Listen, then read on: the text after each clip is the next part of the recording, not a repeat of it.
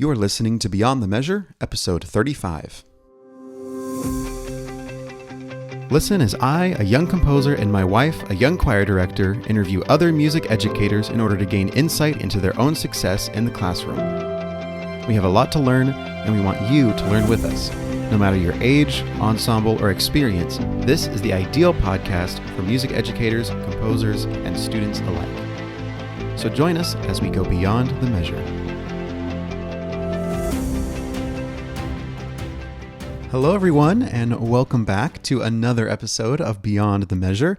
My name is Christian, and I'm one of the co-hosts here. This is a podcast, if you're just now joining us for the first time, this is a podcast where me and my wife, Kara, we interview different music educators from a variety of backgrounds just to get the most insight from their experiences so that we and you can learn more about ways that we can excel in the music classroom. Now, my wife, Kara, is actually not with me as of right now on this episode because as the day we recorded this, her choir concert, her first middle school choir concert of the year, was the next day. So she was busy preparing everything for that. And I know all you teachers who have been in those shoes know exactly what I'm talking about. So she was not here with us that day, unfortunately. But this was a very wonderful conversation that I had with Dr. Andrew Kim, who is the orchestra director of the New York Youth Symphony, which is the youth symphony that performs at Carnegie Hall, which is really, really cool. And he is also on faculty at the Conducting Institute in Fort Worth, Texas. So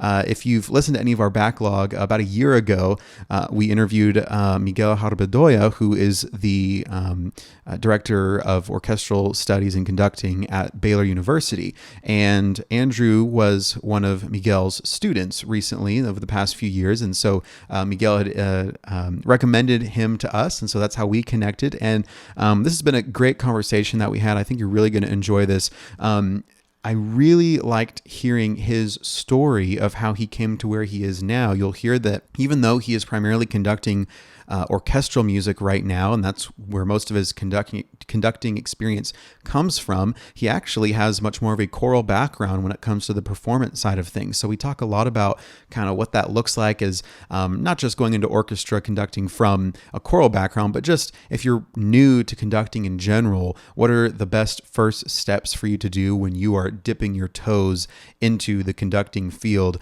This is something that really applies to me. I have a little bit of conducting experience, but not a whole lot, but I've considered possibly studying conducting more seriously in the future. I'll be sure to update y'all if that's something I do ever decide to go with, but so this is very beneficial to me, and I think it's going to be very beneficial to you no matter where you're at in the process of learning conducting. So before we jump into the interview, I do want to read a review that was actually left regarding our podcast. Actually, it's been a while. This was about a year ago, but I did want to be sure to share this review because we are wanting to share reviews that are left on the podcast. And so this is from Richardson Squad. And it's so funny looking at this. I actually know exactly who this is that left this review. And so you know who you are if you're listening to this. But it says, great hosts with great guests. And it says, I went to school with these two and have seen their development as educators and as people. They bring a kind of maturity to their podcast that is refreshing to hear. They ask genuine questions and listen actively to the answers, trying to glean whatever they can from their guests. I am not a classroom teacher, but I have taught privately. I already have picked up so many things that I would like to use in my own teaching. So thank you very much, Richardson Squad, for the review. We really appreciate it. We would really appreciate it if you have not left a review for our podcast already. You are more than welcome to go ahead and do so, whether it's Apple Podcasts or Spotify or wherever that may be, a rating and or review, and we'll be sure to feature it on the podcast as we move forward. So thank you once again for joining us today. Without further ado, here is my interview with Dr. Andrew Kim.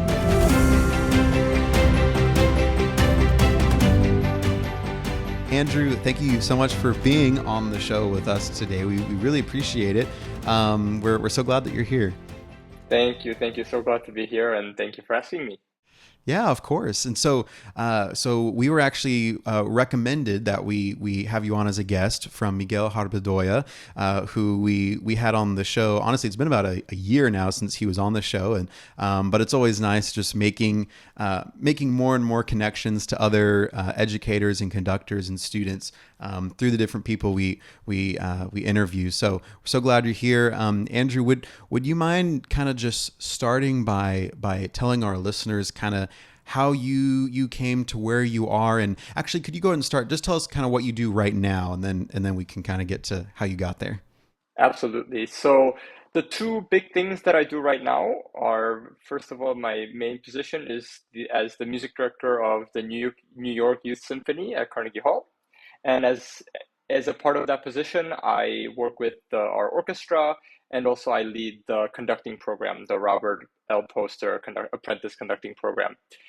And kind of connected to that are my second position is on the faculty at the Conducting Institute, which is a conducting program based in Texas, in Fort Worth, Texas, founded by Miguel Hart Bedoya, who is one of my mentors. So I've been in schools until last year, and but now I'm officially out of school, and those are my two main areas of music making and teaching. Very good, very good. And I do have to ask. So you said you conduct at the New York Youth Symphony, which of course is in New York, but then you're also at the Conducting Institute, which is in Fort Worth, Texas. I'm just curious, how do those work schedule wise, location, and all that? Totally. And just to add the third piece to the puzzle, I'm actually living in Boston, Massachusetts right now. So my wife is going to school here, and so I'm spread even farther geographically. And so no, the way it works is I rehearse in New York and teach conducting in New York on Sundays. And the Conducting Institute, we have four programs throughout the year. We have a biggest program is summer program, and then a little shorter program in the winter, and then just a weekend program in the fall and the spring. So for those, I just travel and I stay in Texas for the duration of those programs. But otherwise, I'm based on the East Coast. I'm living in Boston, and I commute to New York on Sundays. So it's about a 4.5 hour commute each way. And so it's a very long day on Sunday. But actually, I have to say, you would think, I wake up at 5:30 and I get ready and I go, and our day is around 6.5 hours in New York, combining the teaching and the rehearsal. But actually, afterwards, I feel just completely inspired and so energized. And so on the way back home, I feel so happy and so energetic. And I'm thinking about all the things in rehearsals and the things that went well, and also things that I could be doing better. And thinking about all the amazing things I learned about the students and my musicians. And so it's actually a wonderful, even though it's a very intense day for sure, it's a wonderful trip, actually.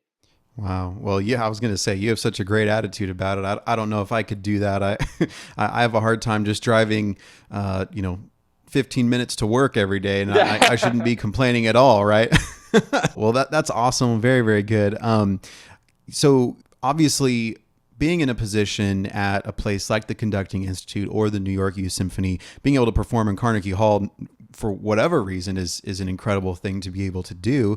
How did you get to where you are now in one of those positions? Because that's incredible. Yeah, thank you.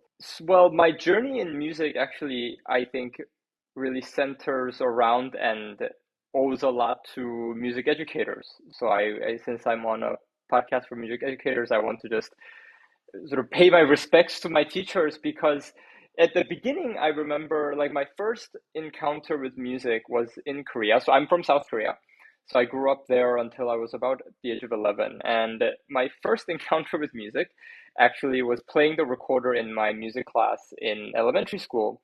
And I was actually like I was crying because I was so bad at it actually. So and I mean my poor teacher at the time, she wasn't really a music teacher. She was just a general teacher that sort of let's say like had to teach the recorder, and I think it was not her fault, but she wasn't the best teacher of the recorder, and I couldn't do very well. So I always, from that moment, I remember thinking like, I have no talent in music, and which is fine. And I thought, okay, like this is just what it's going to be.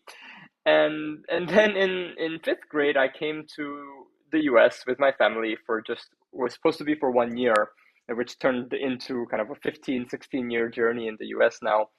But I enrolled in the public school there, finished fifth grade, and then went into sixth grade. And as a part of the enrollment there, they had a kind of a band meeting, right? So like if anybody who was interested in playing in the middle school band, we could go to the meeting and we could hear about it. And of course I was like, oh, like I don't know if I want to do band. Like I was horrible at the recorder. And my mom was very insistent, to her credit, actually. Like, she was like, you should really try it. So you're in a new environment. And she actually really insisted I try the clarinet. And I was like, this is a terrible idea because it's like the closest thing to the recorder. And I can just imagine like I will not be any good at this. And but she just kept on insisting, she felt like it was very important that I get over this sort of trauma, or like this memory of this recorder or the woodwind instrument in general, I suppose. And so she really encouraged me to start on the clarinet. And so I kind of gave in. I was like, okay, I can give it a shot, and then if it doesn't go well, then I can really just, that's that, right? And I met the most wonderful, wonderful middle school band director that I could have asked for. She was kind of a legendary figure in the area, and she was very well known to be a fantastic teacher. And I remember, like, just in the first class, we talked about how to open the case and put the clarinet together. And I was like, this is not what I expected at all. We're all just sitting there like, okay, what's the right side up of the case? And you're figuring out the latches and, what goes into what and how to put the reed on and all of this stuff. And I actually ended up just really enjoying it. And I did very well in the class, but really largely thanks to her. And I don't think because of my talent at all, and because she just taught in such a systematic and step-by-step way that I would say like I couldn't help but succeed, actually, just because of how she was teaching. And yeah, I mean, that really got me started on the path of music. Then, like, from there, I went on to a different school where, they didn't really have a sort of a traditional band. And so then I started singing in choirs. And so I kind of did that all along. I took some piano lessons, but it was always just a hobby for me. About, music was, I think I just still had this mindset of like, unless I'm a child prodigy, I'm not going to go into music, and then there were other things that I was, reasonably interested in and good at. And so I was like, okay, I mean, this is what I'm doing, and music is just like a fun thing that I enjoy doing. And so, and I remember even then, like, I really didn't enjoy my piano lessons. I think it was something about just being by myself and doing music that I didn't really connect to that. And I don't think I ever understood, like, at that age, like, what music making is about, like, what it is to really express myself through music. So that really only happened in high school. Like, I would just kept singing in choir. I moved to a different school. I sang in choir there, and the choir director at my school, who's also a dear mentor of mine, he asked me if I would, he kind of saw that I was, I enjoyed being in choir, and he asked me if I would come sing in his community chorus in the area. And I went to a boarding school in rural Pennsylvania, and so this was a community chorus of people who's been singing in churches, all like their churches all their lives, like very, very good ensemble. And he would get freelance orchestral musicians from, DC and all of these places. And so we had a fantastic orchestra. And so we were singing the Mozart's Requiem. And it was actually in that moment that I felt like, wow, this is what music is about. And I had kind of like an out of body experience, like singing the Kyrie of Mozart's Requiem, and Yeah. all these fugal voices are going. I mean, you know all about this because you love choral music. And so I'm singing all these fugal voices, and then like at the end of the movement, everybody comes together to sing Kyrie eleison, right? So in that moment, I just had this kind of really extremely profound moment of being connected with everybody that was in the room. And I that like it was in that moment that I realized, okay, that I really need to go into music, because I have experienced nothing else that was as profound as that moment. And it really, I owe it a lot to my teacher who led me there, and who really taught a lot about, like, in rehearsals, he would always talk about, like expressing and like paying attention to the dynamics, thinking about what we're singing. And I think until that point, I was so focused on like getting things right, and like the notes, the rhythms, and I never really thought a lot about what we were trying to say. And I think like everything kind of clicked in that moment, I have to say. And it was interesting because then I went back to my piano teacher, who taught me in middle school, and at my other school. And I decided, I want to take lessons again, because I wanted to start pursuing conducting. And I went to my first lesson. I played for him, and he said, "Oh, what happened to you?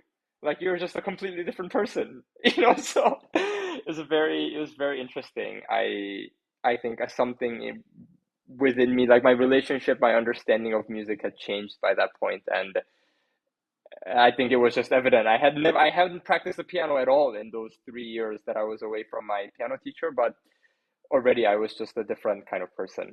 And yeah, so that's sort of how I fell in love with music. And from there, I mean, I went to an undergrad at a liberal arts school where I started kind of studying English, literature, and music at the same time. And over the course of those 4 years, it was just a lot of doing a lot of catch-up work that I didn't do. You know, I mean, it's really astonishing because now in my role as with the New York Youth Symphony, I'm working with students that have started music is so young and they're already in just like Juilliard pre-college, Manhattan School of Music pre-college. They're doing all these amazing things.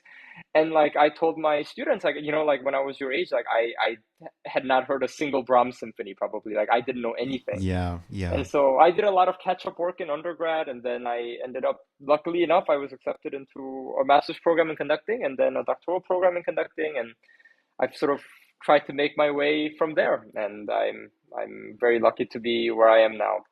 Thanks to all my teachers, really. It was all at every step of the journey, there was just one teacher that I really needed.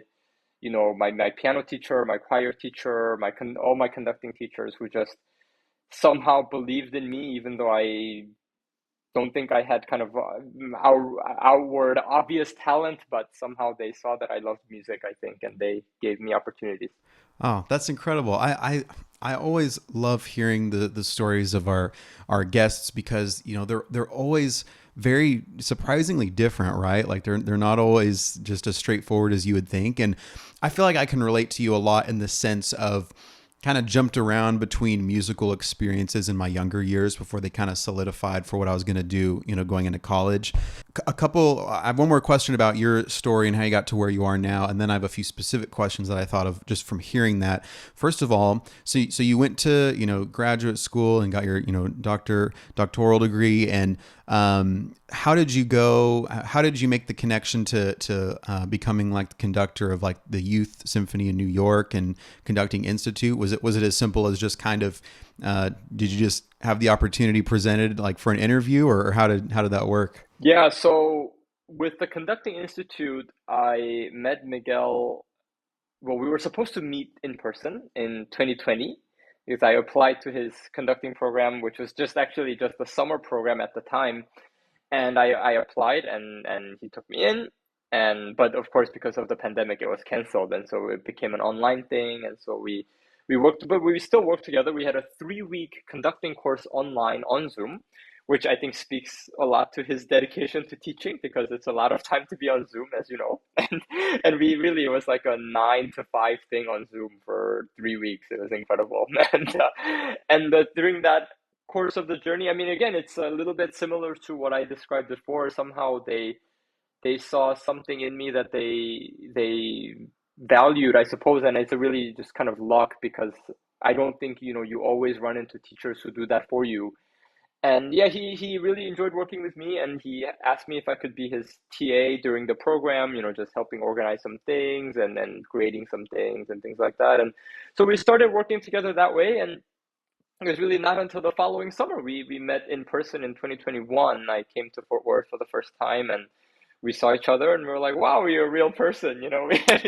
We had so many phone calls and Zoom and everything between then, but we finally met in person, and just a wonderful mentorship relationship grew from there. I think we spoke some sort of a common musical language, language about conducting, and it really, I don't think I'm just being humble when I say it's partially there's luck there because my first conducting teacher in undergrad, he had studied with the same teacher that Miguel studied with, at Curtis. I mean, they didn't overlap, but they studied with the same teacher, and so I already had some sort of a shared background, I suppose, a shared way of thinking about conducting that we were already like, okay, we agree on a lot of things, we have the same approach to a lot of things, and I think part of that is luck, and part of it maybe is providence. I'm not sure, but I think yeah, it just came to be that way, and we continue to work together every summer and then winter, and now the program has grown into fall and spring too, and yeah, we just are always staying in touch, chatting about this or that, and helping each other with this or that. And I suppose that's kind of connected to the New York Youth Symphony in a sense, because I, again, in a very interesting coincidence, my season, like the year that I'm starting, is 30 years later, 30 years after Miguel started his first season at the New York Youth Symphony. So he was a music director there as well, and I'm continuing his legacy there, which is really amazing. But yeah, no, I mean, the way that opportunity presented was that they just had an open application process, and I applied, and of course, Miguel wrote a letter in support of my candidacy, and I mean, all of these things I think are really connected. And so, and I was invited to an interview, or a live audition round with other finalists, and then I had the further interview round, and eventually I was chosen for the job. And I have to say, I think I really consider it like the best job that I could imagine. Not even just out of school, but like ever. I really think, because it was something that I really value, is making music with passionate people and people who are really dedicated, who really love music. And I am finding that to be the case there, and just everybody bringing so much energy every week. They really want to be there. They think about music so deeply, and they love music. It's just so palpable. And I think it's just really connected to my life's mission, which is to create these unbelievable musical experiences for people that I experience myself, and that's how I fell in love with music, right? So my goal is to just help create those moments for other people, and I think I have a great way of doing that with this orchestra. Oh, that's awesome. That's such a great way to look at it, right? Because and that's something we talk about on this show a lot too. Is we don't make music just to make music. We make music to make people, right? And that's Absolutely. yes, and so I mean that falls right in line with that. So I think that's what makes a difference when it comes to being a music educator. And the other thing I was gonna say is I wouldn't attribute that to luck at all. I mean you got to have skill to be able to be selected for a position like that. So I mean I think that's incredible. Okay, so going off of that, I want to get a clarification on a couple of things, because I think it's very interesting how you said well first of all I want to point out, as a kind of a side note here, I just think it's really cool how the fact that you mentioned this, that your musical journey started with learning how to open and construct a clarinet. Right. And I haven't really thought about it much, but it's like that. I mean, look at you now as the, conductor of the New York Youth Symphony at Carnegie Hall. And that started with learning how to open the case of a clarinet and put it together and all that stuff. So just kind of a cool little side tidbit there of everyone starts somewhere, right? And I mean, you heard it right here. Absolutely. And it's, again, I have to thank my teacher, Miss Kachin, who was just willing to start on that level for everybody, and still take all of us so far within just a span of 1 year. So I really have to thank her for that. Okay, would you like a way to create a special moment, a unique memory that only you and your students can share? Is there a certain audience you will be performing for and you want just the right type of music for the occasion? Or perhaps you're just in need of a piece that has a specific voicing, range, or theme that you haven't been able to find anywhere else. I mean, last time I checked, publishers weren't scrambling to create music for a bassoon, alto voice, and accordion trio, but maybe that's what you're looking for. No matter the reason or the instrumentation, I would love to fulfill your music needs in the form of a commission. If you're unfamiliar with what commissioning me would look like, or even any composer for that matter, you can learn more about the process at christianfortnermusic.com/commission. This includes info such as the step-by-step timeline, payment options, and more. I want to work with you so that we can create a memorable experience for everyone involved, including you, myself, the performers, and the listeners that will hear the music for years to come. Because remember, you never know whose lives will be changed for the better because of the music that came into existence because of you. So are you ready to make a new memory through new music? I am. Take the first step by filling out a commission request form at christianfortnermusic.com/commission. Hope to hear from you soon.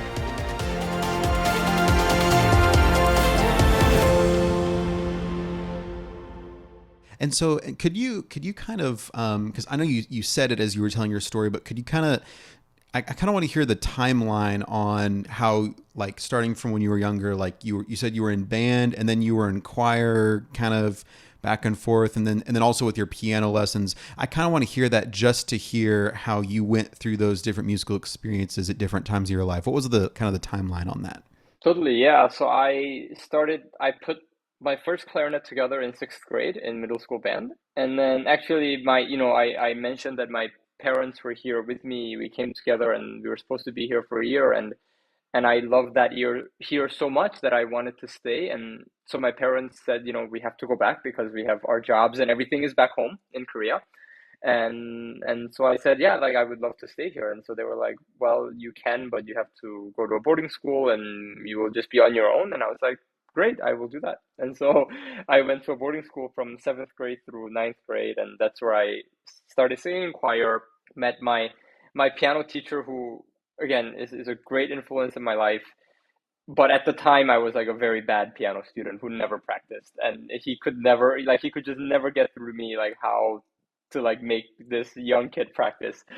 And then I moved to a different school for high school at 10th through 12th grade, and that's where I started singing in this community chorus and sang the Mozart's Requiem at the end of my junior year, and wanted to go into music somehow, but I just didn't have any background knowledge or preparation. I mean, as you know, like if you want to go to a music school for college, you need to, be able to make some recordings and audition on pieces, and I just didn't have any of that, honestly. So that's why I went to a liberal arts school, and I thought about, maybe if music doesn't work out, then I'll go and become a writer or English professor. That's why I tried to double major in English and music, and yeah, and then I went to Swarthmore College for my undergrad, and it was near my school where I went to meet my piano teacher, and so I drove out to see that piano teacher from seventh through ninth grades, and that's when I actually started practicing, and I think he kind of I made up for those lost 3 years when I was younger in those times with my teacher, and so yeah, I was there in undergrad for 4 years. Then I graduated in 2018. I went to my master's at Ithaca College for 2 years, and then I went to my doctoral degree for 3 years, from 2020 to 2023, and then here I am. Yeah. And the reason I ask about that is because I bet there are people out there who, even at our age, which is still very young in the grand scheme of things, but even now, especially if you're, let's say you're like me and you've already gotten a music degree, and but you haven't necessarily had a specific focus on conducting or piano or whatever area that may, or orchestra. I think it's very always helpful to know, and it's helpful for me to know that it's obviously not too late. And so I guess that's kind of my next question. As far as, it sounds to me like you definitely had, as far as ensemble experience, a lot of choral experience. But correct me if I'm wrong, but I would assume you're doing mostly orchestral conducting right now. So I kind of want to know, I mean, what was your familiarity with orchestra music, even going into your undergrad with just choral experience? And I mean, what was that like for you? Because that's honestly something that I struggle with still when I'm trying to study scores, and I'm sure especially a lot of people on the choral side as well feel very intimidated when looking at an orchestral score, and a lot of times I still do as well. So what information can you glean on that? Yeah, I think it's just, I mean, sometimes it's still daunting for me, to look at the orchestral Sure. scores. I mean, Of but I course. think the point that I guess I'm trying to make with that is that we're always just on a journey to learn more about everything. But I think when I was in my undergrad, I think I had just this burning fire and thirst to learn as much as I can. And, for people who feel like they're maybe it's too late, or, they're behind on kind of this sort of timeline, which is, really not a real concept, right? There's no timeline of like, you need to know this by this time or anything like that. But, when I was in undergrad, my first class, in my first ear training class, my first semester, like I could not sing intervals properly. like I could not sing perfect fourths, perfect fifths. Like I had no sort of foundational skills, right? So, I think you can imagine like I was already like, wow, like maybe this is really like not for me, and like there were other people in my class who were like very accomplished pianists, very accomplished singers, and I was like, okay, this is like, what am I doing here? And but I think I just somehow, that experience that I had with music and then, like falling in love with music was so strong that I wanted to just keep going and just see like a try for a little bit longer and see where it can go. So that's what I did in those 4 years, is like try to learn as much as I can about everything. And in that, when I was there at Swarthmore, I had really two wonderful, wonderful mentors. One was the director of orchestras, and the other was director of choirs.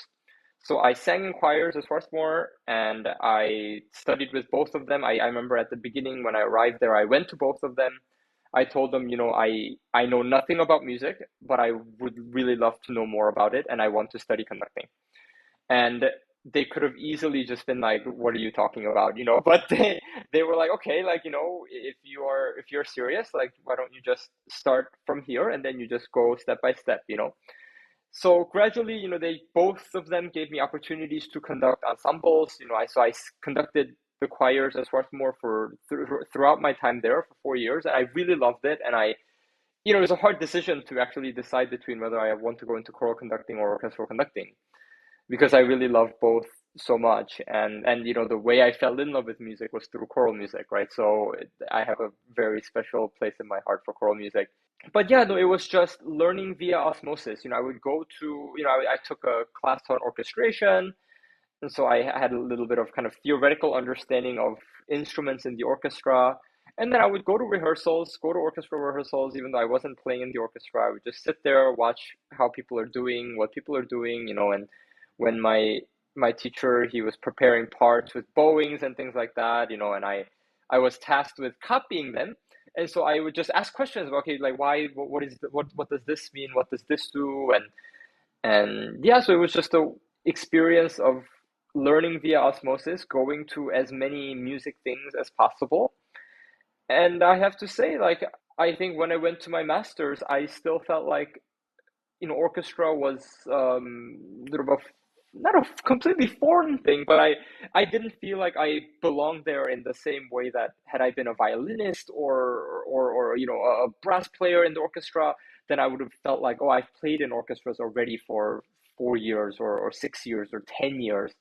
So I never felt that way, but I think there I just tried to make as many friends as I could and just learn about their instruments. And, I asked a violinist if she could give me some violin lessons so I could actually try my hands on what is it like to actually make a sound on the violin.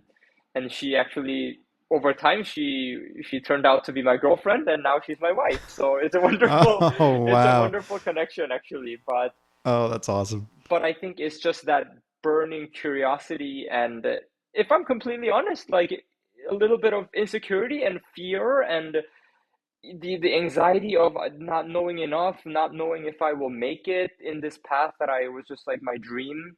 I think it's like it's a kind of mix of the positive curiosity and also just the negative fear that really fueled my voracious study. And I think sometimes I think that you actually have to have a little bit of both, right, to fuel yourself and not get completely burnt out, but also not get complacent. And I think you have to have both. And but it was really just by that, is trying to be as close to orchestras as much as possible. Oh, that's so good, and so that leads me to my next question, which honestly you kind of already answered it in what you just said, but I kind of want to directly ask this so you can respond to that. I'm a someone that is wanting to go into conducting. Let's say I'm someone that's wanting to go into conducting, and either I'm a choral person, or it didn't matter what area. I just don't have much experience at all with conducting. What do you recommend I do, just to as the first few steps to slowly start dipping my toes into that and get going on that path? Yeah, I would say, I mean, I think you need a few things. Hmm. I think one is just the familiarity with the repertoire. So just going and listening to, all the major works in the repertoire, and there's just an endless amount of them. So just getting familiar with the repertoire and then going to rehearsals and being around orchestras in some form, I think is really helpful. There are a lot of civic orchestras everywhere in the United States. It's actually astonishing how many orchestras there are. And I mean, especially in a place like Texas, I think there's an amazing number of musical ensembles. And but it could also be in a university setting. You can go to your school's ensembles. You can find ways to be closer to orchestras. Go to concerts, anything like that, and just I think a lot of what I did was just observe what people do. How do they play their instruments? How do they, when they're counting, when they're not playing, what are they doing? And what helps them? And I actually just and I think this is something that people could do. Like as far as more, because I couldn't play an instrument, I started playing auxiliary percussion. Like I started playing triangle or like cymbals or bass drum. I mean, and actually learned an immense amount just from being on that side and just watching the conductor, looking at what they do. And the other thing I think, but maybe if I could suggest one thing, maybe it actually is just finding a mentor figure who can help you. And it doesn't have to be somebody that's maybe like extremely established or much older than who you are, but it can just be even somebody your age or even maybe younger who is on that path, if who is willing to share what they can and just help guide your personal journey. And I think I say that as the most important thing because I think everybody comes to the podium from a different place, as you said so well. Like everybody's story is a little bit different, and that just means that everybody has different strengths and weaknesses and things that they need to work on and things that they are already very strong at. So I think it really takes somebody to look at you as a person and say, okay, maybe I think for you right now, these are the things that you need to focus on. And it's hard to sort of give a general answer. So maybe the best answer is to find somebody who cares about you and who can help you. Yeah, no, of course, it always helps to have a guide, and I think that's great. And so going to my next question, I'm kind of, I guess these are slowly getting more specific as we go, but I remember, I remember when we interviewed Miguel a year ago, and but not just him. I mean, every conductor, that we've ever talked to, they've all said the same thing, and that is the conducting you see at the performance, of course, is just the tiny, tiny tip of the iceberg. But even a little bit more than that, just the physical conducting in general is just the tip of the iceberg, and that the vast majority of your time and your success as a conductor goes into your knowledge of the score, of the music itself, of the score study. So, again, let's say I'm someone that is fairly new to conducting and I'm just now getting started. When it comes to specifically studying the score, what do you look at first? Like, what do you look for first, and what does your process look like? And I know that kind of maybe it varies depending on the type of score, or maybe it doesn't. What does that look like? Yeah, absolutely. And I think, yeah, I think you pointed out something that's very important, which is it really depends on the type of Okay. the type of music Yeah. it is, right? So I think every score, every piece of music asks to be studied in different ways. And so, which is a great example right now is I'm doing for this upcoming concert, we're doing one world premiere by a young American composer, Christian Quiñones, and then we're doing Tchaikovsky's Violin Concerto, and we're doing Sibelius Symphony Number Two. So we have a symphony, a concerto, and a very new piece of music, and they're all very different types of music. So the way I study them is very different. And then, like I experience this myself, I'll go to conducting master classes and we talk about studying scores, and often I think it gets presented as kind of a formula, right? Like you do step one, you do step two, you do step three, and somehow by the end of those steps you come up with knowledge of the score, which I think is only somewhat true. And so I think I used to have an approach of like looking at the overall form and then looking at the phrases, doing the harmonic analysis and all, which are all great steps, I think. But my approach has changed a little bit now, and I just start from the beginning. And I try to read the score like I'm reading a book. So I try to read it, and to me, like a sentence in a book translates to a phrase in music. So I just try to look at each phrase as it's happening from beginning to the end.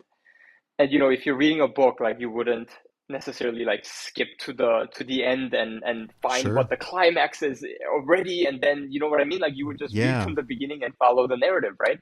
So I think this is what I try to do, and I look at it from the phrase level. And once I go through in that way and understand the small sentences of the music, then the form kind of reveals itself to me. And I have to credit this teacher that I met in California. His name is Christian Macellaro, who is not working all over the world and really fantastic conductor. And he's the one kind of who suggested this approach to the score, and I really took a lot from that. And so this is what am doing now. And as I'm reading the book that is the score, every time whenever I just come up with something interesting, then I try to ask questions about it. Right. And if I come across terminology that I don't know, then I look that up, right? And I just try to understand everything that's on the page. Try to understand the harmonic contour of the phrase.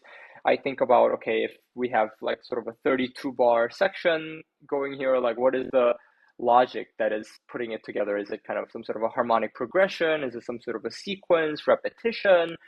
And so I really try to look at it like, what is it trying to express? And I mean, of course, I do my harmonic analysis, but it's always in service of what is the music trying to say, and what is like, why is that chord there? Why is that a deceptive cadence, and why is that not, an actual arrival? And how does it affect how I perform it? So I try to think about it like that.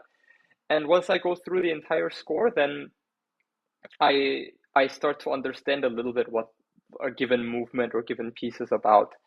And then from there, I think I try to keep delving into the details, every articulation that I see, and I think about how do I want that to be executed? What is the sound that I want from that marking? And this is, I think, a little bit what I mean when I say every piece has to be studied differently, because what a sforzato or what a forte piano means to one composer might mean a different thing to another composer. And so you also have to have this global view of what this notation means to the composer, but also have your own understanding of this is how I want it to be executed based on all the knowledge that you've amassed through the study of the score. And so this sort of like what I call the out of time component of score study, which is learning about the music and everything about the music that you can, and I finally like am in the phase of my life when I can learn, and I have time to read composers' biographies, and this is something that I've always wanted to do. And I wanted to be the conductor who reads composers' biographies, and I just never had time to do it when you're in school. And as you know, like when you're in school, you're just so busy with everything.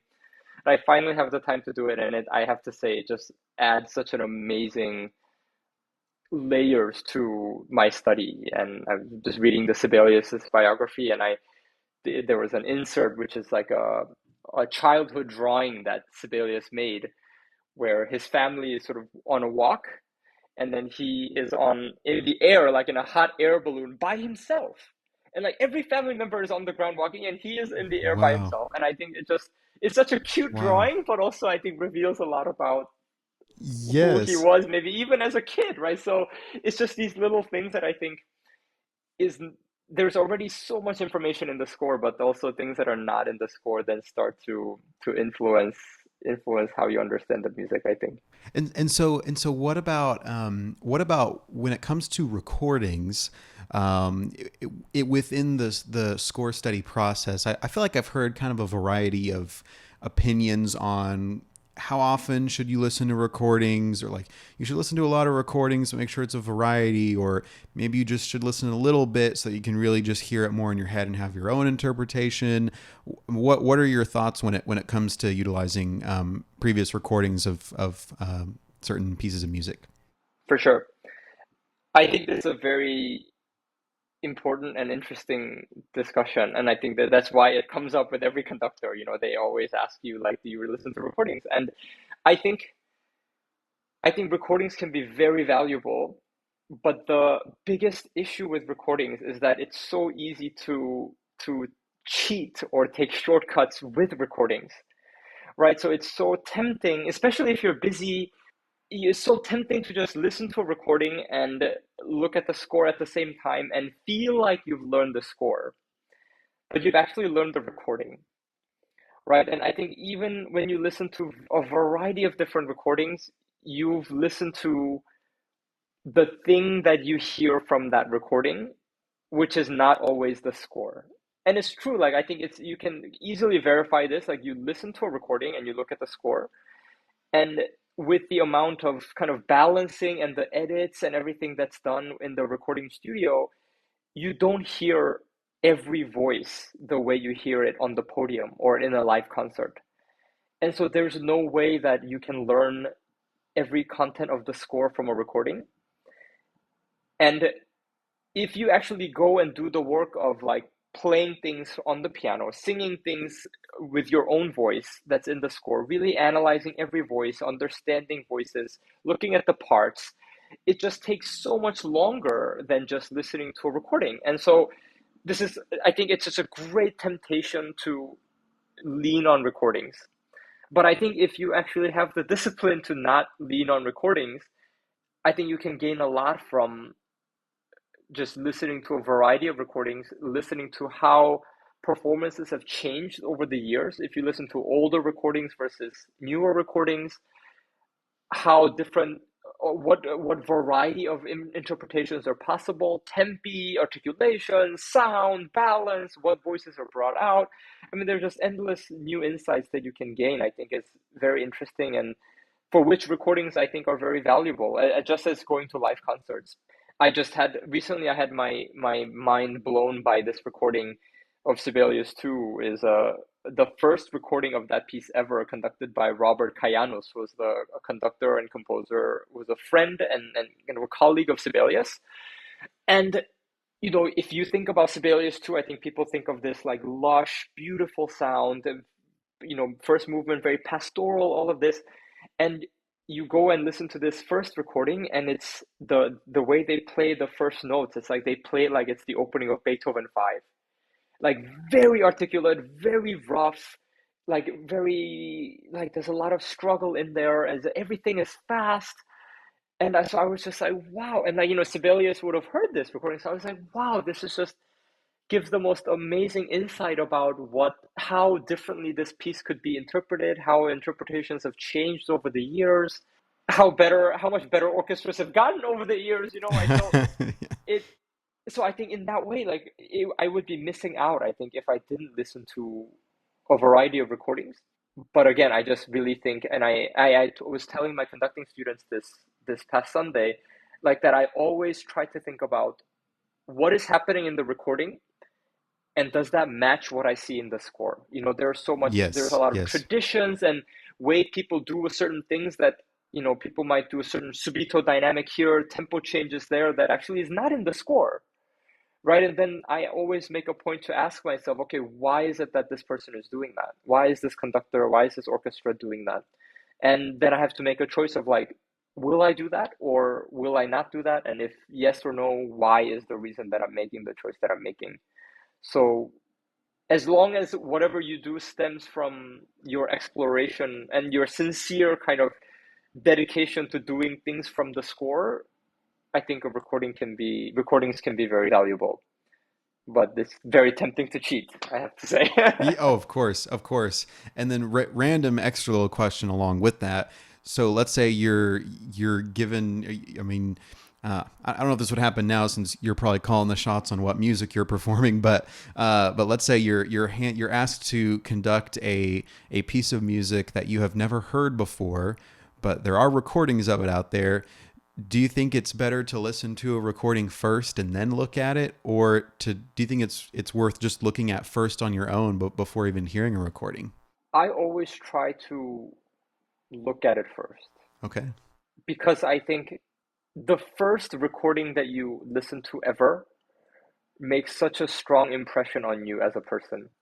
and we've already done this with so many pieces, right? Already, like, because like you just happen to listen to a piece like in a Yeah, concert, of what are you going course. to do, right? Like, you already heard it. Okay, it's too bad. Sure. But I think it's such a special moment when you can actually have never heard something, and this is why I think it's so cool to work with new music, right? And you just have the score in front of you, and like, for this world premiere, sometimes composers send me their MIDI and things like that, and I'm like, actually, I would just love to look at the score first, because I think it's a great training for me, first of all. It holds me accountable, make sure I'm honest, and you just get such a fresh vision for the piece that, once, even if you have heard it once, there are certain things that you expect, or you think, oh, certain tempos make more sense to you because you've already heard it that way, and you've maybe fallen in love with the recording.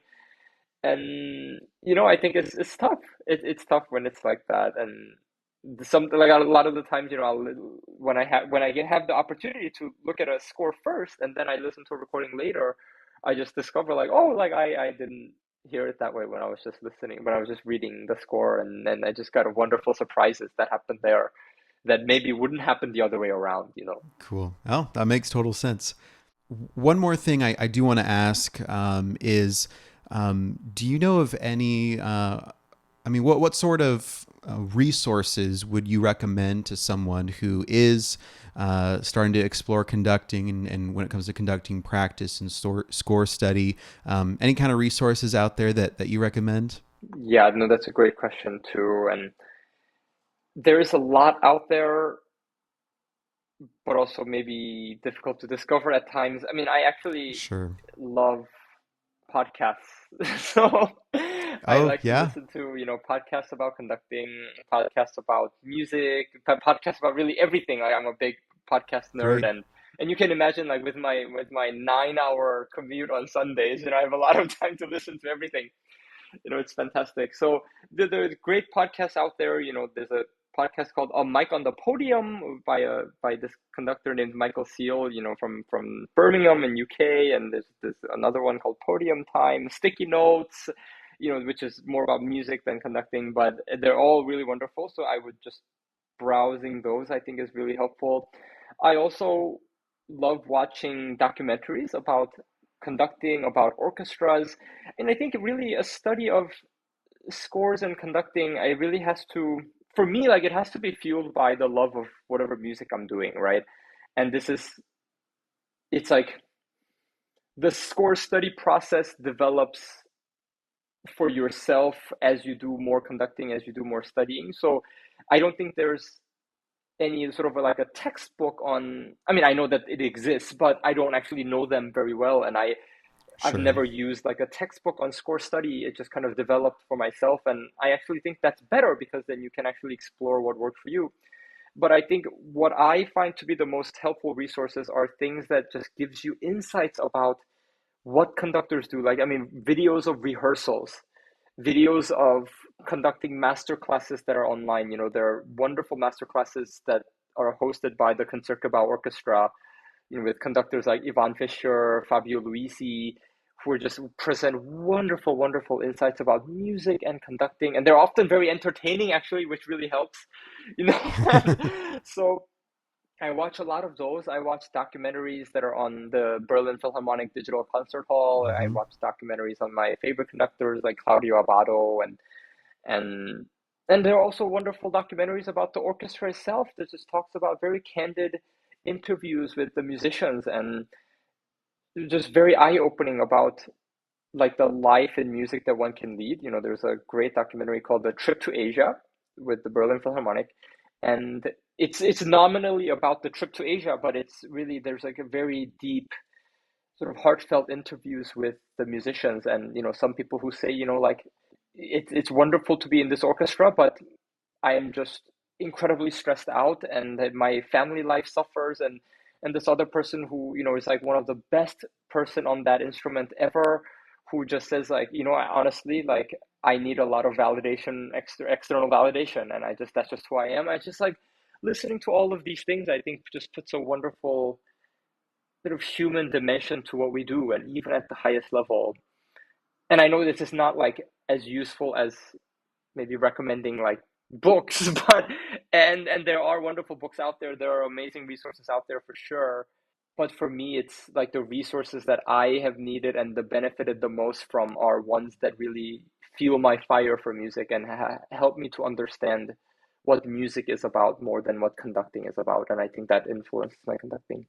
Yeah. No, no, that's great. And I mean, and it can be hard to, I mean, with a book, you really want to make sure you have the time and focus to really get the most out of it. And I think we're very blessed to live in an age where we have things like podcasts and YouTube videos and documentaries that are, it's can tie a lot of visuals and sound into it to really help kind of mesh it into our brains, probably a little bit, maybe even in many ways more effectively than, you know, reading a book can, which, speaking of which, the audiobooks are really helpful too, especially when Yeah, it comes to like those biographies and things. I've enjoyed listening to biographies on like car rides and things like that. absolutely. So very good. Very cool. Well, awesome. Well, and Andrew, thank you so much for being on the podcast today. We really appreciate it. But before we wrap it up, I mean, is there anything else that you just while you're on here that you feel like you'd like to talk about? Yeah, I mean, I think something that I think about a lot now with my positions is, and it's relevant to the topic of the podcast, is the role of educators and role of teaching and I just look back a lot about, I mean, you know, in speaking on this podcast, just thinking about all my teachers that I'm just so incredibly grateful for. There's a there's just such an immense value in the way we think about our teaching, and I think is, you know, I'm very much sort of guilty of this at times too. Like when I'm conducting, I think so much about like how can we make this better and how can we, you know, all the things that could be better that are not good yet and all of that. And I think, you know, one of the most formative experiences for me as a conductor is conducting, you know, at both at my master's and my graduate my doctoral degree. Part of my teaching assistantship was conducting the non-majors ensemble, right? These were just university students that are not majoring in music but they want to play in orchestra, and so they come once a week. And you know, obviously not as musically, like technically speaking, as strong of a group as the School of Music Orchestra.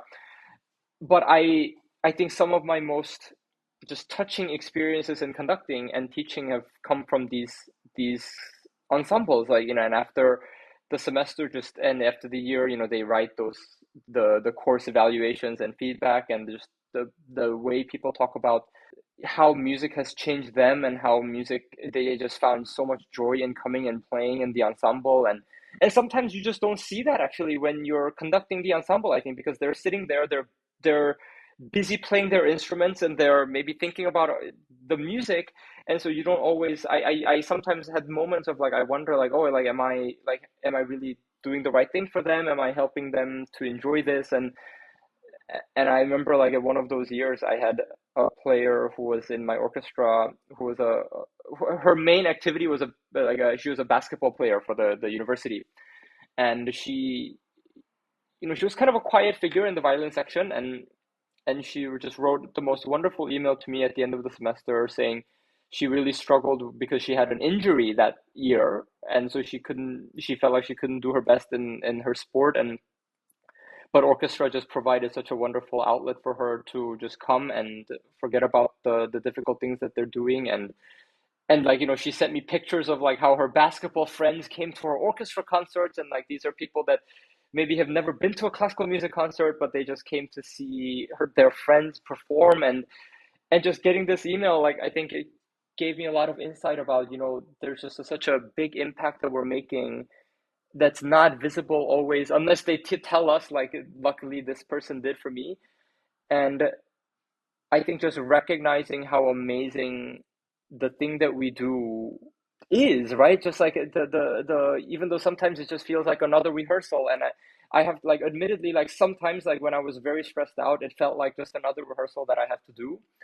But like you like time and time again, I just realized, wow, like it's just the most special thing that I have this group of people that are in front of me, and that I'm working with them, that I'm trying to make their lives better. I'm trying to touch them with music. And you know, it seems glamorous, like New York Youth Symphony. It is the most amazing thing. But I've on the other end, I've also conducted an orchestra. I had a rehearsal where like I had one first violin, And that's all I Right. had, and it's like, it can be very challenging, right? But I think I have to remember, like, it's still just the most amazing thing that I get to, they're giving me their time of their day, and we're getting to make music together. And one of my teachers once said, he would still be happy if the only way he's making music is with two people at the North Pole, one playing bass drum and the other one playing cymbals, and he would just still be the luckiest person in the world. And I always just try to carry that. And all of us, I think it can be sometimes challenging to be in a leader of an ensemble, but I hope that we can all remember just every minute, every second that we're spending on that podium with these amazing people, we just have an incredible privilege, and we should use that to make people as happy and fulfilled as possible. Wow. Wow. Oh, so well said. I think you touched on something huge there because it, again, just re-emphasizing the point we've talked about before, like if the why is deeper than the what, then how it looks doesn't matter because why you're doing it is what gives it meaning. And because the music is why we're there, but it's the people that the music impacts. I mean, that's what makes all the difference. That's why it's important. So beautifully said, beautifully said. Well, Andrew, thank you so much. This has been a great conversation. I'm so excited to get this out to all of our listeners. Before we go, for anyone listening that might want to just keep up with you and your orchestras and your groups that you're conducting, I mean, how can they reach you and how can they keep up with what all you're doing? Yeah, so my orchestra is New York Youth Symphony, which is nyys.org. And the Conducting Institute, you can Google Conducting Institute. Our website is conductinginstitute.org also. And you can see, if you want to know a little bit more about me, my website is andrewkimconductor.com. And you can also find me on Instagram, J_AndrewKim too. And yeah, but I think I am so proud to be in both of these organizations, and I think we're doing really wonderful things. And I hope I can connect with as many people as possible through them and try to help anybody who wants to make more music. So thank you so much for having me. It's been such a pleasure. Awesome. Awesome. Well, thank you, Andrew. And hopefully in the near future, you'll be on your 4-hour car commute. You'll be able to listen to a podcast episode with you as the guest. Thank you very much. It'll be a pleasure. Of course. Thank you. Thank you so much for listening to this week's episode of Beyond the Measure, a podcast for music educators. We hope you learned something that will help you stress less about how to teach so that you can focus more on who you're teaching. If you enjoyed the episode, please leave us a rating and review, subscribe, and share this podcast with other music educators. See you in the next one.